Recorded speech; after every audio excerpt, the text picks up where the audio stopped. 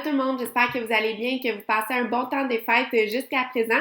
Donc, je suis heureuse de vous retrouver aujourd'hui dans cette vidéo bilan 2022. C'est des vidéos que j'adore faire parce que ça permet de faire une introspection sur la dernière année de façon à se fixer des objectifs pour la prochaine année. Et c'est une technique en fait que je fais depuis 7 ans et qui fonctionne vraiment bien pour moi. Donc, je suis heureuse de vous partager sans filtre mon propre bilan de l'année 2022 et peut-être que ça va vous inspirer à faire le même exercice de votre côté. Donc aujourd'hui, il y a quand même pas mal de choses qu'on va aborder comme sujet. Je vais essayer de quand même donner plusieurs détails sans faire une vidéo trop longue.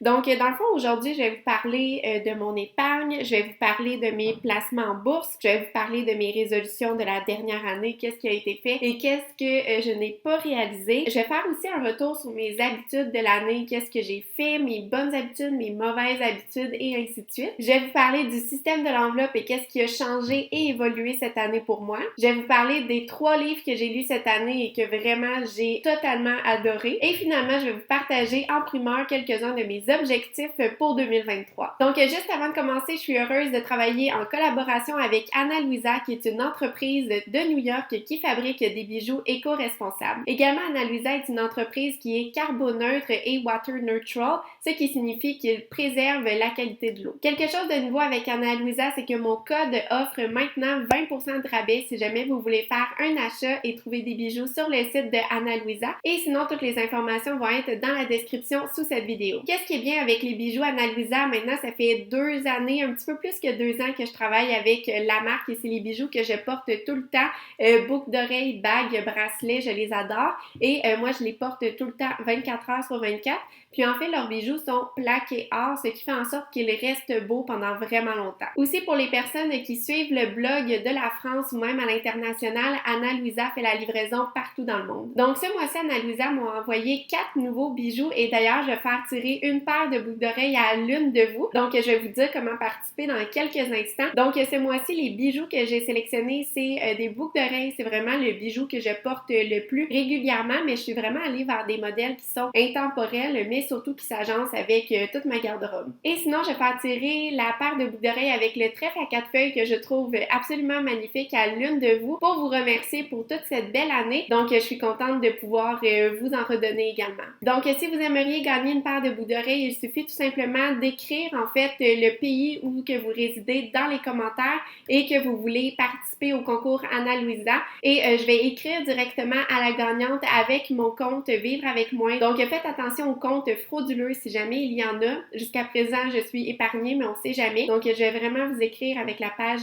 YouTube de Vivre avec moi. Et sinon, d'autres points en rafale concernant Ana Luisa. Ils utilisent des matériaux recyclés pour la fabrication de leurs bijoux et ils font plusieurs actions dans leur communauté pour redonner aux suivants. Et pour terminer, leurs bijoux sont abordables, donc on peut en trouver pour aussi peu de 50$ canadiens par bijou. Donc, merci beaucoup à notre partenaire Ana Luisa. C'est grâce à notre partenaire si je peux continuer de vous partager du contenu et ce, toujours gratuitement pour vous. Donc, en rappel, vous avez 20% de rabais sur votre commande Ana Luisa en utilisant mon code Vivre avec moi 20. Donc, tous les liens et les informations vont être dans la description sous cette vidéo. Donc, c'est parti pour la vidéo. Si jamais vous voulez aller vous chercher une boisson chaude avant de commencer, je vous invite à le faire. Donc, on va vraiment passer un bon moment. Puis, ça va être tout simplement inspirant, en fait, de revoir toute cette année 2022 ensemble. Donc, maintenant, on va commencer par la question épargne parce que je sais que c'est le sujet que vous aimez le plus. Donc là, je sais que l'année 2022 est pas tout à fait finie, mais j'ai été capable de faire quand même des projections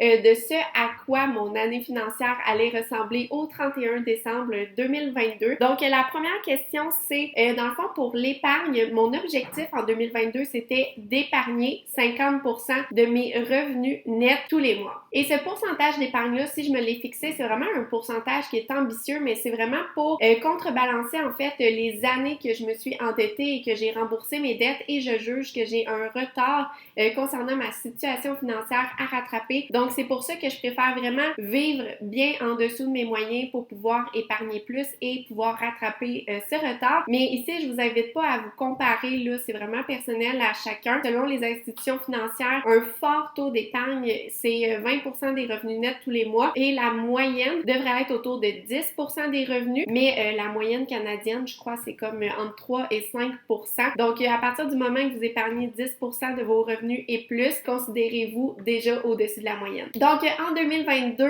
j'ai réussi à épargner 57% de mes revenus nets à travers l'année. Donc, je suis vraiment heureuse et satisfaite. Si j'y suis parvenue, c'est vraiment parce que tous les mois, j'ai fait un suivi assidu de mes dépenses grâce au système des enveloppes, mais que également, en fait, je budgète un peu toutes mes dépenses au quotidien quand que je veux faire des grosses dépenses et ainsi de suite. Et je m'assure toujours de respecter mon budget. Donc, ça me permet justement d'éviter de dépenser inutilement mon argent et d'utiliser mes sous pour qu'est-ce qui compte vraiment. Donc, voici mois par mois mes pourcentages d'épargne pour vous donner une petite idée. Donc, en janvier, j'ai épargné 76%, février 50%, mars 47%, avril 30%, mai 44%, juin 61%, juillet 63%, août 58%, septembre 82%, octobre 43%, novembre 57% et décembre, je projette d'avoir épargné 81% de mes revenus nets. Donc ici, c'est important de mentionner en fait que moi, je suis travailleur autonome, donc mes revenus fluctuent tous les mois. Donc c'est ce qui fait en sorte que ça varie autant. Et également, il y a des mois que j'ai eu plus de dépenses, il y a des mois que j'ai fait des voyages, donc mes dépenses ont été plus nombreuses et ainsi de suite. Ou encore, il y a des mois que mes revenus étaient plus importants et d'autres mois que mes revenus étaient moins importants. Donc par exemple, comme le mois de décembre, ici, avec l'aide gouvernementale qui est remise aux Québécois pour contrer l'inflation, mais tu sais, juste ça, ça permet en fait de faire en sorte que je peux épargner un peu plus. Donc, c'est ce qui conclut la section épargne. Donc, si jamais vous avez des questions, n'hésitez pas à les écrire dans les commentaires puis je vais essayer de vous répondre le plus rapidement possible. Donc, le deuxième sujet que je voulais parler avec vous, c'est concernant la bourse. Donc, maintenant, ça fait 2 ans, je crois, que j'ai commencé à faire des investissements sur les marchés boursiers. Je le fais vraiment par moi-même avec l'application Wealth Simple sur mon cellulaire. Puis, je suis vraiment débutante. Donc, c'est pour ça que je vous en parle pas vraiment ou que je vous donne pas de conseils ni quoi que ce soit parce que je me verrais mal, en fait, vous conseiller ou de vous inspirer à ce sujet-là alors que moi-même, je suis encore en étape d'apprentissage. Mais voici comment ça s'est passé concernant mes investissements en bourse pour 2022. Donc, cette année, en fait, j'ai remarqué que la majorité du temps, lorsque j'allais voir mon compte de courtage, en fait, sur l'application, la majorité du temps, en fait, mes actions faisaient moins 16%.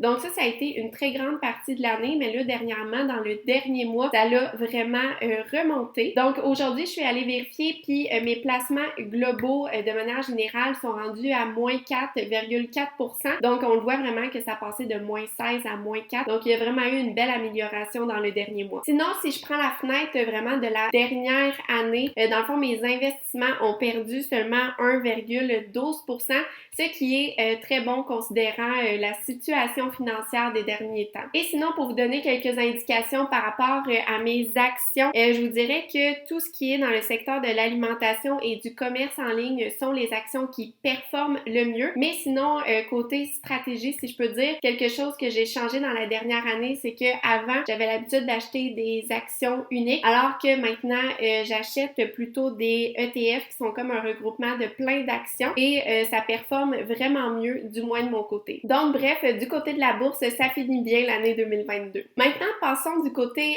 des résolutions. Donc chaque année, je me fais une liste de mes résolutions. Puis d'ailleurs, si vous aimeriez suivre un atelier sur le sujet, mon atelier Le pouvoir des listes, des résolutions pour attirer le changement est toujours disponible. Et d'ailleurs, pendant le mois de décembre, il y a 25% de réduction.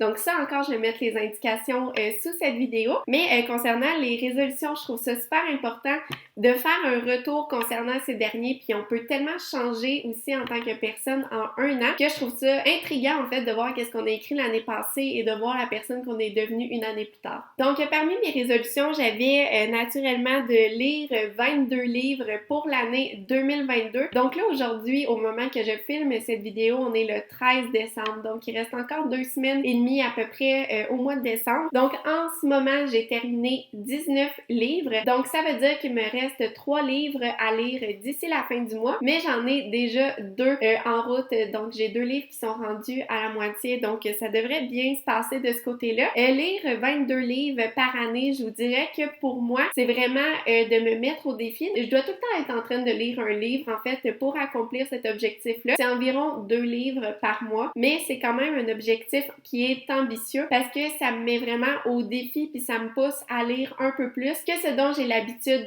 autrement. Et aussi, il faut dire, avec les vacances de Noël, je vais avoir plus de temps libre, donc ça va être les vacances également. Donc, je vais probablement lire davantage. Sinon, dans ma liste de résolutions, j'avais aussi de suivre un nouveau cours. Ça pouvait être un cours de n'importe quoi, donc un cours sportif, un cours culturel et ainsi de suite. Et cette année, j'ai commencé les cours de groupe de CrossFit. Donc ça, on peut dire que c'est un objectif qui est accompli. Une autre résolution que je m'étais mise pour l'année 2022, c'était de bouger un peu tous les jours. Et d'ailleurs, j'ai un tableau de suivi dans mon atelier, puis je vous le montre parfois sur Instagram.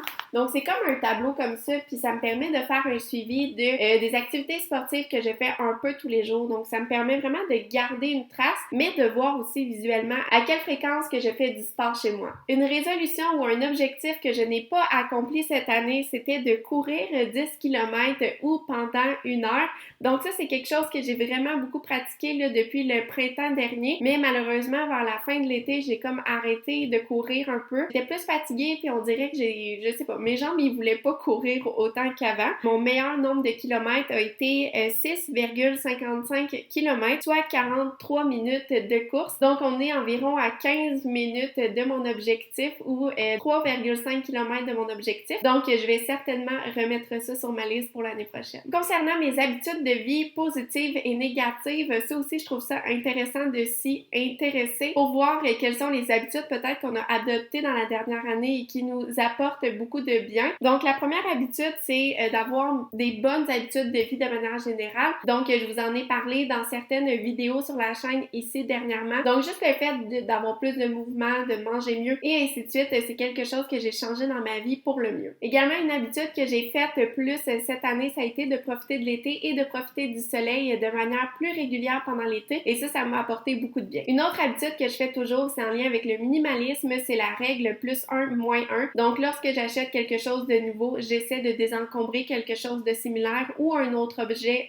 pour compenser. Et ça, c'est vraiment une règle que j'adore et qui me permet de conserver un certain niveau de possession chez moi. Sinon, une autre habitude positive que j'ai augmentée aussi cette année, c'est l'achat de biens de seconde main, particulièrement les vêtements. Donc ça, je trouve que c'est vraiment pour le mieux, puis je suis vraiment contente parce que c'est quelque chose, justement, un réflexe de consommation que je voulais avoir davantage et je crois que maintenant, ça s'est vraiment imbriqué dans mes habitudes de vie. Maintenant, concernant le système des enveloppes, donc en 2021, en fait, dans ma dernière vidéo de l'année passée, j'avais partagé que mon système des enveloppes avait passé de 120 $ par semaine à 140 $ par semaine et pour l'année 2022, je suis vraiment restée à 140 $ par semaine pour payer mes dépenses comme l'épicerie, l'essence, la restauration et les dépenses autres. Il y a juste pendant l'été, donc pendant le mois de juin, juillet à août, que mes enveloppes de dépenses avaient passé à 160 $ parce que l'été, il y a plus d'activités, plus de sorties et ainsi de suite. Donc, ça me permettait d'avoir un petit peu plus de lousse et de pouvoir profiter davantage. Mais sinon, essentiellement,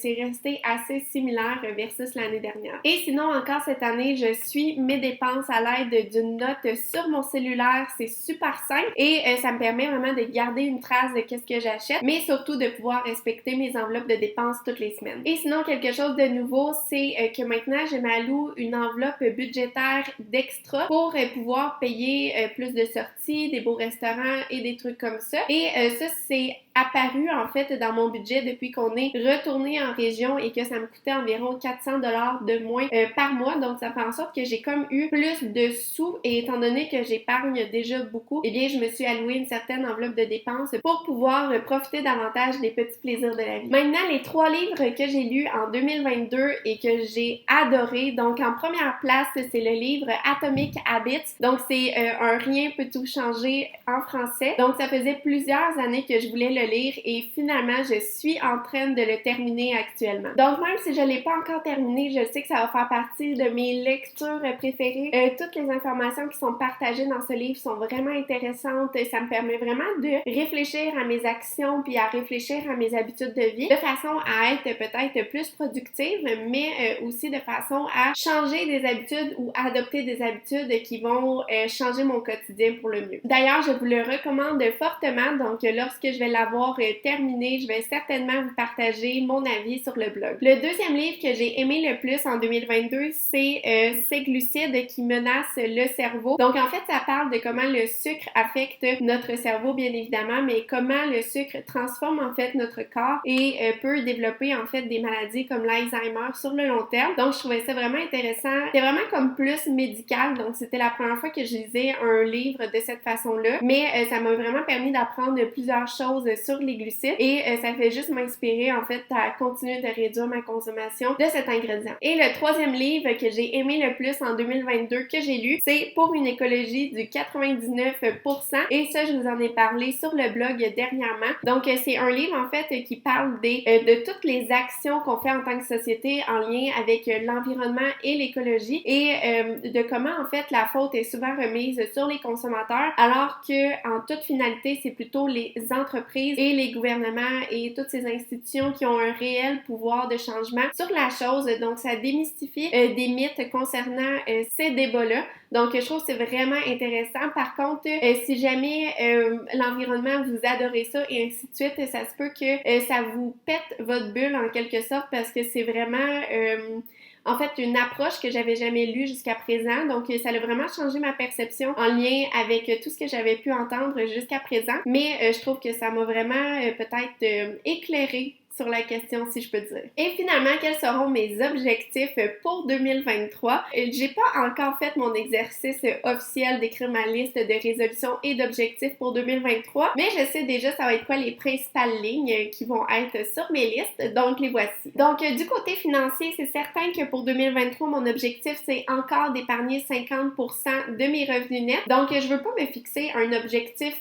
plus important parce que je trouve que c'est déjà ambitieux et pour moi, c'est un bel équilibre entre vivre avec moins, vivre frugalement, mais également profiter de la vie un petit peu et épargner beaucoup. Donc, pourquoi j'épargne autant? En fait, c'est dans le but de faire un achat immobilier dans la prochaine année. Également, pour moi, c'est super important de maximiser mes REER, tout particulièrement parce que je suis travailleur autonome. Et également, quelque chose que j'aimerais améliorer en 2023, c'est d'avoir plus de CELI en bourse. Donc, dans les dernières années, j'étais plutôt timide de placer beaucoup d'argent en bourse, mais je crois vraiment que cette année, ça serait intéressant de bonifier un peu plus mon enveloppe CELI à la bourse. Sinon, du côté des livres, je crois que mon objectif pour 2023, ça va être de lire 20 livres pour 2023. Je trouve que 22 livres, c'est peut-être un petit peu trop pour mon style de vie puis mon rythme de lecture. Donc, je crois que 20, ça serait vraiment comme un objectif dans le juste milieu. Donc, qui me pousse quand même à lire tous les mois,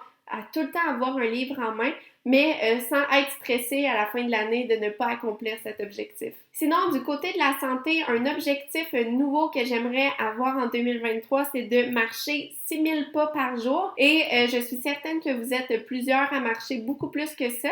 Moi, ma réalité ici, c'est que je travaille de la maison, donc les pas, j'en fais vraiment pas beaucoup. Donc, ça va être vraiment un objectif là, de marcher plus en 2023. Sinon, également, comme je vous ai mentionné tantôt, j'aimerais ça courir un 10 km en 2023. Là, je vais le mettre sur ma liste, mais je vais mieux le définir de manière à le concrétiser pour la nouvelle année. Sinon, également, je vais continuer de bouger tous les jours et je vais continuer de garder mes bonnes habitudes alimentaires, de manger faible en glucides, de manger moins de produits transformés et ainsi de suite. Et quelque chose que j'aimerais modifier en 2023, c'est trouver la cause en fait de mon acné et de ma rosacée. Donc j'ai fait des essais dans les dernières semaines et c'est comme quelque chose qui va tout le temps se faire un peu au gré des semaines. Je vais faire des essais et erreurs. Donc ça, c'est quelque chose que j'aimerais éclairer un peu plus en 2023. Et sinon, du côté des activités, bien évidemment, j'aimerais ça retourner en camping, faire des randonnées dans des nouveaux sentiers. Mais sinon, également, j'aimerais ça faire un voyage avec mon conjoint. J'aimerais ça suivre un nouveau cours, peu importe son domaine, que ce soit sportif ou culturel.